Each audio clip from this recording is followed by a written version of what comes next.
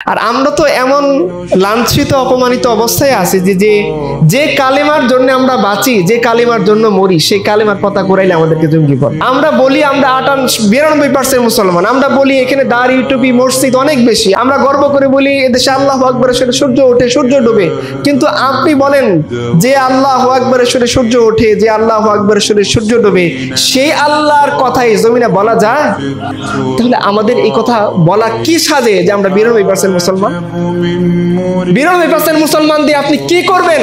যে 92% মুসলমান আলিফের হাত থেকে তার বোনকে রক্ষা করতে পারে না, যে 92% মুসলমান চাঁদাবাদের হাত থেকে তার বোনকে রক্ষা করতে পারে না, যে 92% মুসলমানের দেশে আলেম উলামারা দ্বীনে হক্কার বলার কারণে তাদেরকে গুম করে রাখা হয়, খুন করে ফেলা হয়, কাছ থেকে শুট করা হয়, তার থেকে ডান্ডা বেরি পরিয়ে দেওয়া হয়, সেই 92% সংখ্যা বলতে তো আমাদের একটু লজ্জা থাকা উচিত।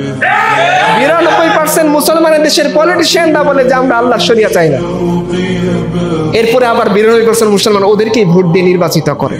তো এই 92% দিয়ে আপনি কি করবেন? রাখাল রাহাজন প্রকাশ্যে ফেসবুকে রাসূলুল্লাহ সাল্লাল্লাহু আলাইহি সাল্লামকে কটূক্তি করছিল, কতবার বলা হলো, শাপলা চত্বরে গিয়ে আমরা বললাম, বাইতুল মুকাররমে আমরা বললাম, এই রাখাল রাহার কোনো বিচার হয়েছে?